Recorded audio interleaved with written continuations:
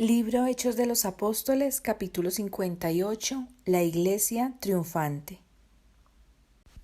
Hace alrededor de 19 siglos que los apóstoles descansan de sus labores, pero la historia de sus fatigas y sacrificios por la causa de Cristo se encuentra todavía entre los más preciosos tesoros de la Iglesia. Dicha historia, escrita bajo la dirección del Espíritu Santo, fue registrada a fin de que por ella los seguidores de Cristo de todas las épocas fuesen inducidos a empeñarse con mayor celo y fervor en la causa del Salvador. Los discípulos cumplieron la comisión que Cristo les dio. A medida que esos mensajeros de la cruz salían a proclamar el Evangelio, se manifestaba tal revelación de la gloria de Dios como nunca antes habían visto los mortales. Por medio de la cooperación del Espíritu Divino, los apóstoles realizaron una obra que conmovió al mundo. El Evangelio fue llevado a toda nación en una sola generación. Gloriosos fueron los resultados que acompañaron el ministerio de los apóstoles escogidos por Cristo. Al principio, algunos de ellos eran hombres sin letras, pero su consagración a la causa de su Maestro era absoluta y bajo su instrucción consiguieron una preparación para la gran obra que les fue encomendada. La gracia y la verdad reinaban en sus corazones, inspiraban sus motivos y dirigían sus acciones. Sus vidas estaban escondidas con Cristo en Dios, y el yo se perdía de vista, sumergido en las profundidades del amor infinito. Los discípulos eran hombres que sabían hablar y orar sinceramente, hombres que podían apoderarse de la fuerza del Todopoderoso de Israel. Cuán cerca estaban de Dios y cuán estrechamente ligaban su honor personal a su trono. Jehová era su Dios. Su honor era el honor de ellos. La verdad de Dios era la suya. Cualquier ataque al Evangelio hería profundamente sus almas y con todo el poder de su ser luchaban por la causa de Cristo. Podían predicar la palabra de vida porque habían recibido la unción celestial. Esperaban mucho y por lo tanto intentaban mucho. Cristo se revelaba a ellos y le miraban como su guía. Su entendimiento de la verdad y su poder para afrontar la oposición estaban en proporción con su conformidad a la voluntad de Dios. Jesucristo, sabiduría y poder de Dios, era el tema de todo discurso. Su nombre, el único dado a los hombres debajo del cielo para que puedan ser salvos, era exaltado por ellos. A medida que proclamaban un Salvador todopoderoso, resucitado, sus palabras conmovían los corazones y hombres y mujeres eran ganados para el Evangelio. Multitudes que habían vilipendiado el nombre del Salvador y despreciado su poder, ahora se confesaban discípulos del crucificado. Los apóstoles no cumplían su misión por su propio poder, sino con el del Dios viviente. Su tarea no era fácil. Las primeras labores de la Iglesia cristiana se realizaron bajo presión y amarga aflicción. Los discípulos encontraban constantemente privaciones, calumnias y persecuciones en su trabajo, pero no consideraban sus propias vidas como caras, antes se regocijaban porque eran llamados a sufrir por Cristo. La irresolución, la indecisión y la debilidad de propósito no hallaban cabida en sus esfuerzos. Estaban dispuestos a gastar y ser gastados. El sentido de la responsabilidad que descansaba sobre ellos purificaba y enriquecía sus vidas, y la gracia del cielo se revelaba en las conquistas que lograron para Cristo. Con el poder de la omnipotencia, Dios obraba por intermedio de ellos para hacer triunfar el Evangelio. Los apóstoles edificaron la iglesia de Dios sobre el fundamento que Cristo mismo había puesto. Frecuentemente se usa en las Escrituras la figura de la construcción de un templo para ilustrar la edificación de la iglesia.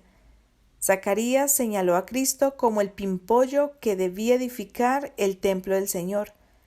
Habla de los gentiles como colaboradores en la obra, y los que están lejos vendrán y edificarán en el templo de Jehová. E Isaías declara: los hijos de los extranjeros edificarán tus muros.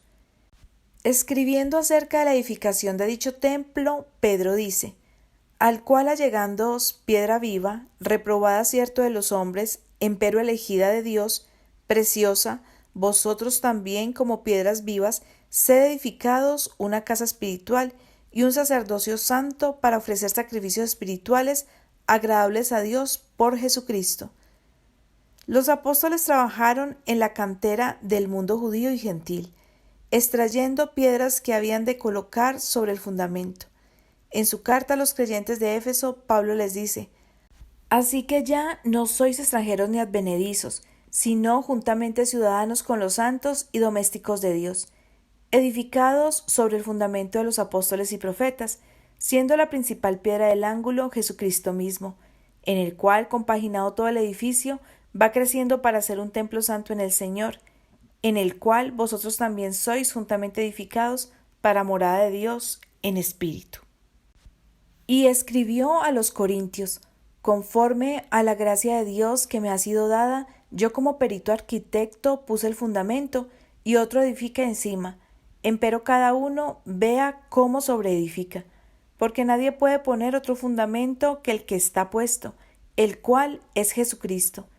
Y si alguno edificare sobre este fundamento oro, plata, piedras preciosas, madera, heno, hojarasca, la obra de cada uno será manifestada, porque el día la declara, porque por el fuego será manifestada, y la obra de cada uno, cual sea, el fuego hará la prueba. Los apóstoles edificaron sobre un fundamento seguro, la roca de los siglos. Sobre ese fundamento colocaron las piedras que extrajeron del mundo. Los edificadores no hicieron su obra sin afrontar obstáculos. Se hizo sumamente difícil a causa de la oposición de los enemigos de Cristo. Tuvieron que luchar contra el fanatismo, el prejuicio y el odio de los que edificaban sobre un fundamento falso. Muchos de los que trabajan como edificadores de la Iglesia podían compararse con los que construían las murallas en los días de Nehemías, de quienes escribió: los que edificaban en el muro y los que llevaban cargas y los que cargaban, con la una mano trabajaban en la obra y con la otra tenían la espada. Reyes y gobernantes, sacerdotes y magistrados procuraron destruir el templo de Dios, pero frente al encarcelamiento, tortura y muerte, hombres fieles llevaron la obra adelante y la estructura creció hermosa y simétrica. A veces los trabajadores estaban casi cegados por la neblina de superstición que se levantaba en su derredor. Por momentos se encontraban casi abrumados por la violencia de sus opositores, pero con fe firme y valor inquebrantable prosiguieron con la obra. Uno tras otro, los primeros edificadores cayeron a mano del enemigo. Esteban fue apedreado, Santiago muerto por la espada, Pablo decapitado, Pedro crucificado, Juan desterrado. A pesar de ello, la iglesia crecía, nuevos obreros tomaban el lugar de los que caían, y piedra tras piedra se colocaba en el edificio. Así lentamente se levantaba el templo de la iglesia de Dios. Siglos de fiera persecución siguieron el establecimiento de la iglesia cristiana, pero nunca faltaron hombres que consideraban la edificación del templo más preciosa que su propia vida, de los cuales escribió. Otros experimentaron vituperios y azotes, y a más de esto prisiones y cárceles. Fueron apedreados, aserrados, tentados, muertos a cuchillo, anduvieron de acá para allá cubiertos de pieles de ovejas y de cabras, pobres, angustiados, maltratados, de los cuales el mundo no era digno, perdidos por los desiertos, por los montes, por las cuevas y por las cavernas de la tierra. El enemigo de la justicia no escatimaba ningún esfuerzo para detener la obra encomendada a los edificadores del Señor, pero Dios no se dejó a sí mismo sin testimonio. Se levantaron obreros capaces de defender la fe dada una vez a los santos. La historia registra la fortaleza y heroísmo de esos hombres. A la semejanza de los apóstoles, muchos de ellos cayeron en sus puestos, pero la construcción del templo siguió avanzando constantemente. Los obreros fueron muertos, pero la obra prosiguió. Los valdenses Juan Wycliffe, Hus y Jerónimo, Martín Lutero y Zwinglio, Kremer, Latimer, Ignos, los hugonotes, Juan y Carlos Wesley y una hueste de otros colocaron sobre el fundamento materiales que durarán por toda la eternidad. Y en los últimos años, los que se esforzaron tan notablemente por promover la circulación de la palabra de Dios y los que por su servicio en países paganos prepararon el camino para la proclamación del último gran mensaje, ellos también ayudaron a levantar la estructura. Durante los años transcurridos desde los días de los apóstoles, la edificación del templo de Dios nunca cesó. Podemos mirar hacia atrás a través de los siglos y ver las piedras vivas de las cuales está compuesto, fulgurando como luces en medio de las tinieblas del error y la superstición. Durante toda la eternidad, esas preciosas joyas brillarán con creciente resplandor, testificando del poder de la verdad de Dios. La centelleante luz de esas piedras pulidas revela el fuerte contraste entre la luz y las tinieblas, entre el oro de la verdad y la escoria del error. Pablo y los otros apóstoles y todos los justos que han vivido desde entonces contribuyeron con su parte en la construcción del templo, pero su estructura todavía no está completa. Los que vivimos en este tiempo tenemos una obra que hacer, una parte que realizar. Sobre el fundamento tenemos que colocar material que resista la prueba del fuego: oro, plata, piedras preciosas, labradas a manera de las de un palacio. A los que así edifican para Dios, Pablo les habla palabras de ánimo y amonestación. Si permaneciere la obra de alguno que sobreedificó, recibirá recompensa. Si la obra de alguno fuere quemada, será perdida. Él empero será salvo, mas así como por fuego. Los cristianos que presentan fielmente la palabra de vida, guiando a hombres y mujeres al camino de la santidad y la paz, colocan sobre el fundamento material que será probado, y en el reino de Dios serán honrados como sabios constructores.